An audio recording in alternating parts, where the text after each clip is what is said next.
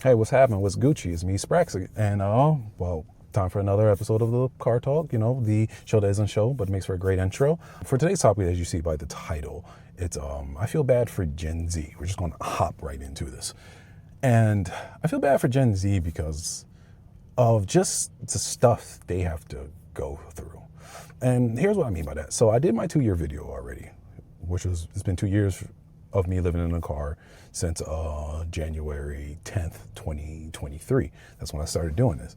And I'm going to make a TikTok version of this as well so I could reach out to their audience. But it's been 2 years of me living in a car. And me and a friend were recently at the Super Bowl parade. Oh, this is relevant. Just bear with me. We was recently at the Super Bowl parade, and the friend I met in college. Now, I went to university at 25 years old. I started at community college at like 22 or 23, but I was just part-time, 1-2 classes, and then I finally transferred off to my university. And he's like, he went normally, 18, 19. And we were at the Super Bowl parade and everything.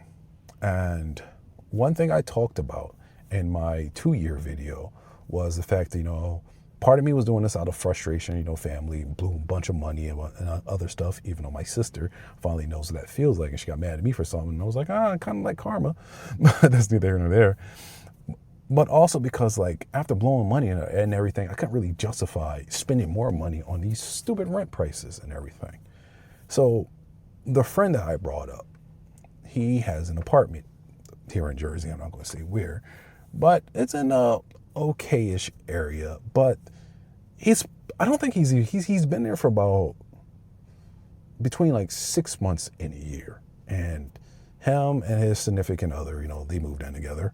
They got their apartment, and it's $1,800, which is a lot of money.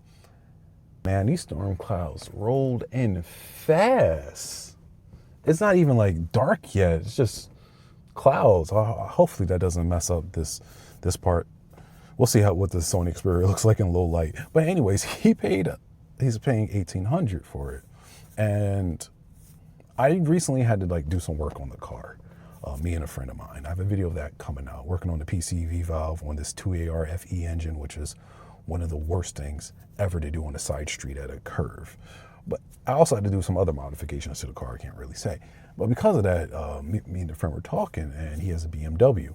Newer BMW, like 2015 or whatnot. He had a different BMW that finally started to go bad. He traded it in. And I like to work on cars.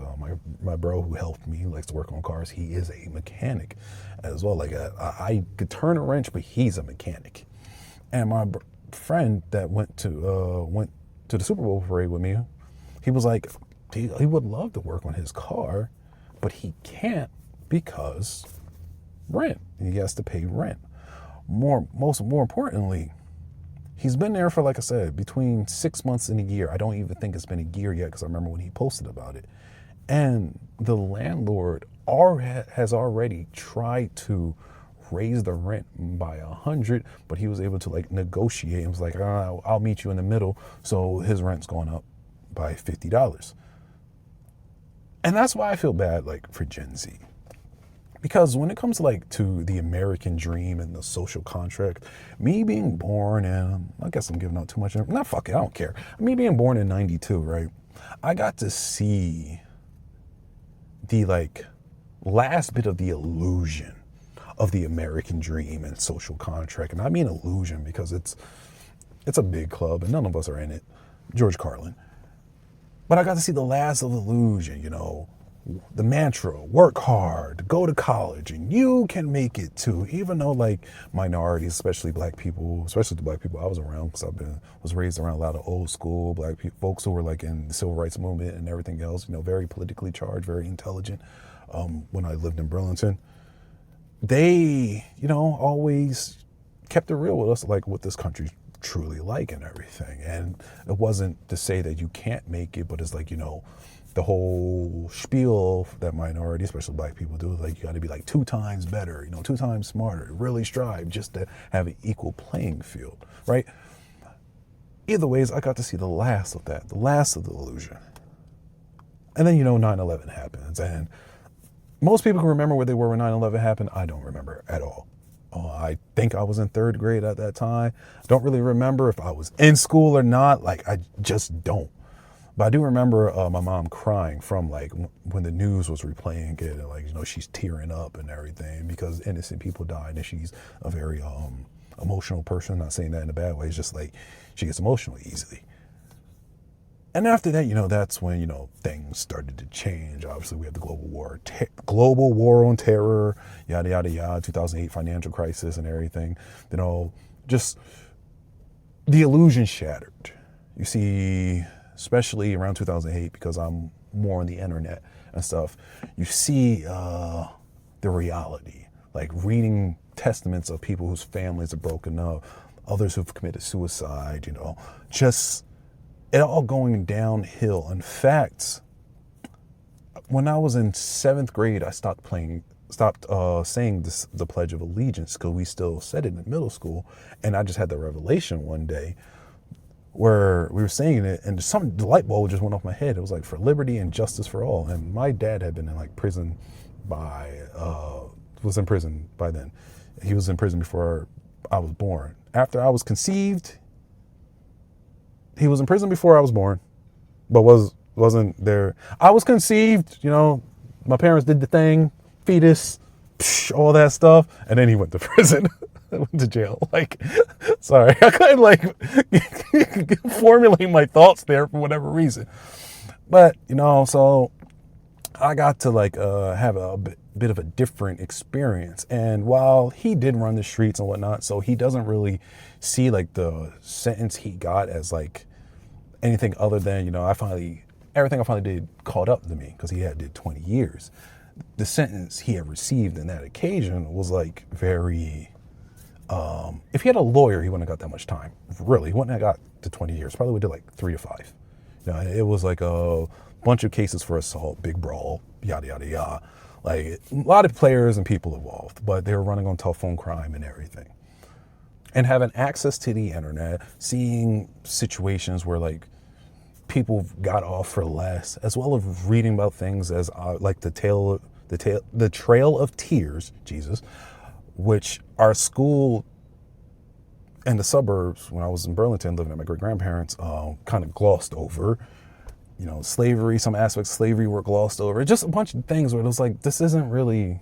This isn't what y'all made it out to be. Like, that was the first instance, or the biggest instance of my eyes opening up. And then, going back up to what I was saying, the 2008 financial crisis happened. And everything just goes downhill from that. But for Gen Z, they didn't really get that. If you're born 1999, 2000, by time you're 8 years old, the financial crisis already happened. There was no illusion. You didn't really get to witness the illusion, at least have much of a memory of it. Like, my memory goes back to when I was 3 years old.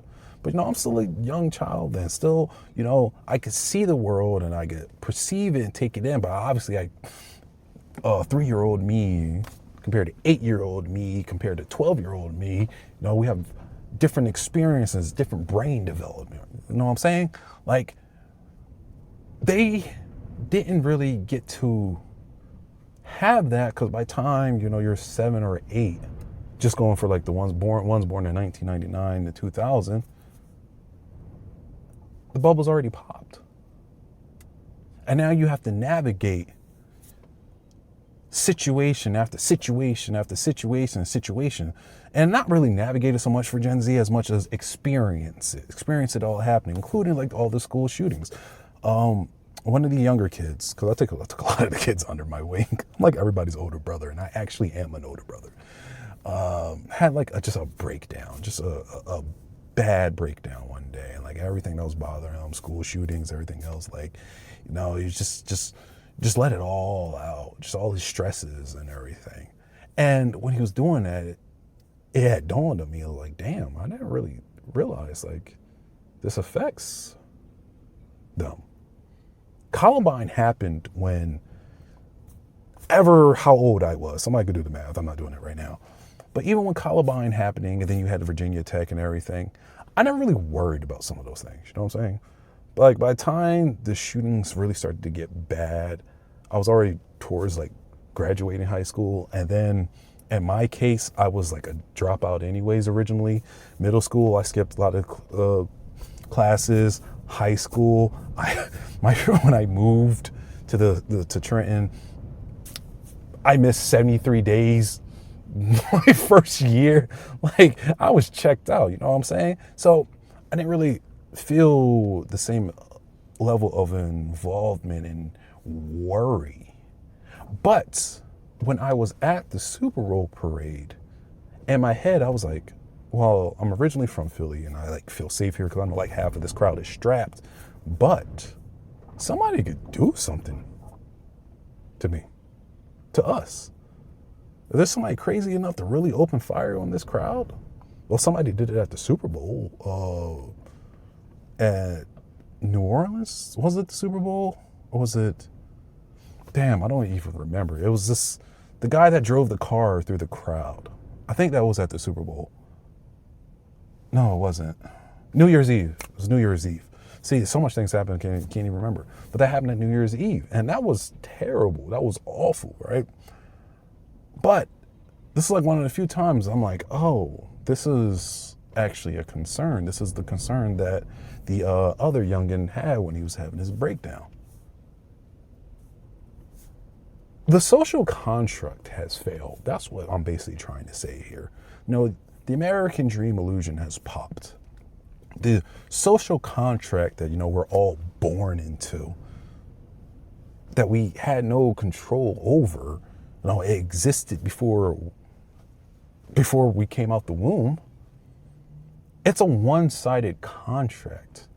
But at least if you're like a younger millennial like myself, you got to get a taste of it like through third-party means, no third-person perspective, whatever I'm trying to think of. You got to kind of like live vicariously through media and other stuff. I want to do that. I want to be that. I could do this. Playing things like Need for Speed, Most Wanted, and whatnot. I had like illusions of, man, I'm gonna own the BMW. I think it was an M3, the blue and white one. I'm gonna have all these fancy things. I can do it, even though things were like bad. It was starting to get bad then, especially in my personal life, family life.